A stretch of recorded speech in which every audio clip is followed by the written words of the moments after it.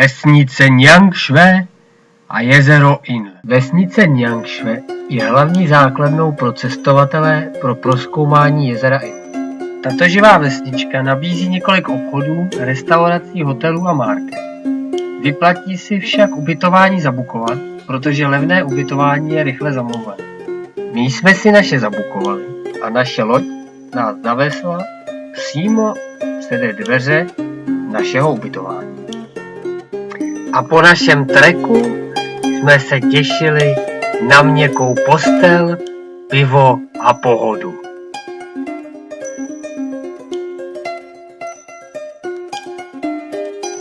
Jeden z nejlepších způsobů, jak prozkoumat Niangšve a jezero Inle, je si pronajmout kolo. Takže jsme ve vesnici Niangšve, je to taková vesnice tak trochu na vodě jako Benátky. A dneska jsme si půjčili kolo a budeme jezdit po okolí na kole. Prozkoumáme okolí, půjdeme k horkým pramenům, potom navštívíme vinici, kde si koupíme víno na zítřejší západ slunce na Bagánu. Neušlapali jsme ani moc metrů a Kačenka se naučila přehazovat. Řekni nám, Kačenko, jak se ti to přehazuje. Hele. A pak už jsme jeli jako střely, že jsme málem přehlídli mé oblíbené čumíky.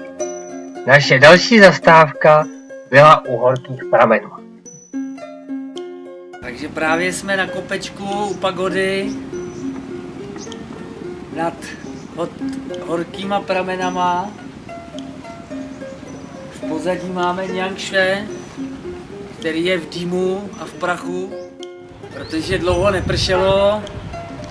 Provoz v Niangše je poměrně veliký, jezdí tam hodně motorek a cesty jsou prašní, takže je to vidět na tom prachu. Hot Springs, neboli horké prameny, jsou teda dost horký na to, jaký je teďka horko, a jsou takový bazénovýho typu. Takže asi vynecháme a zkusíme skočit se vykoupat do jezera, jestli se nám to povede. Proto jsme naložili kola do lodě a vyrazili jsme do středu jezera, kde jsme si chtěli užít koupelnovým domem.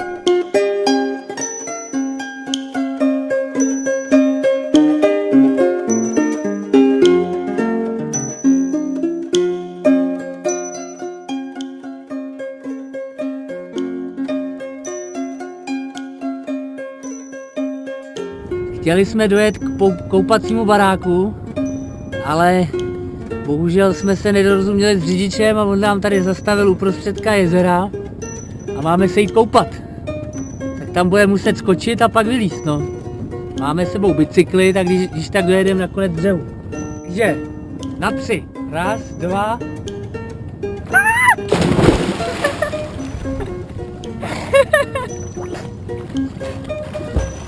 It's not so bad. The water is pretty refreshing. Po osvěžující koupačce jsme se přeplavili na druhou stranu jezera. Vyložili jsme naše kola a byli jsme připraveni na další bicyklové dobrodružství.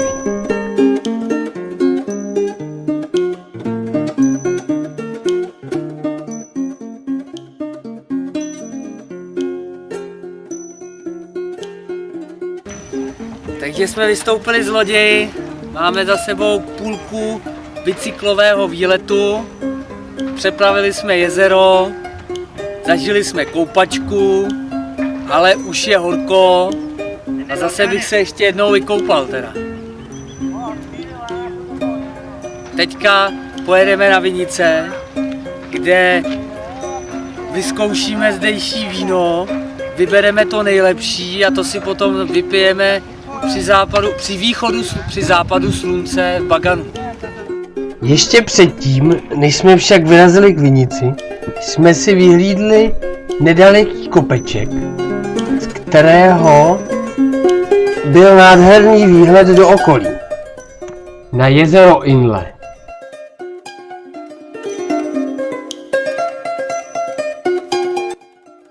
A my jsme si našli krásné místo na odpočinek.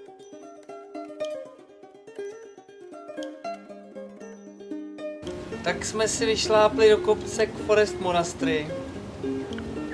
Byla to teda pěkná fuška, ale teď tady máme takovýhle lehátko a asi dáme nějakou tu opalovačku a pak to vememe šusem dolů. Musím říct, že dolů to bylo mnohem zábavnější a byl to šešup, jak se patří.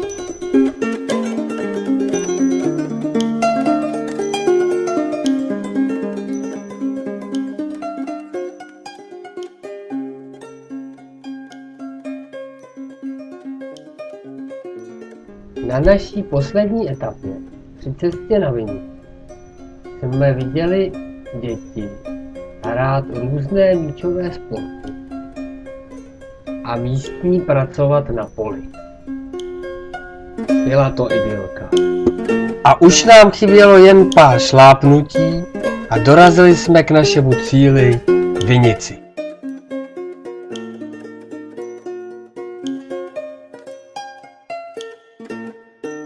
Takže konečně jsme dorazili k cíli, dorazili jsme k vinici, je tady krásný výhled, určitě budou mít krásný víno, takže teď to jdeme všechno vyzkoušet, vybereme tu nejlepší flašku a můžeme jít do Bagánu.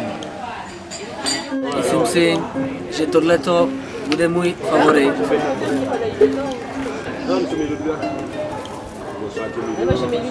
Trošku čokolády a starý sůl. Myslím si, že tady ten pojede s náma do Baganu.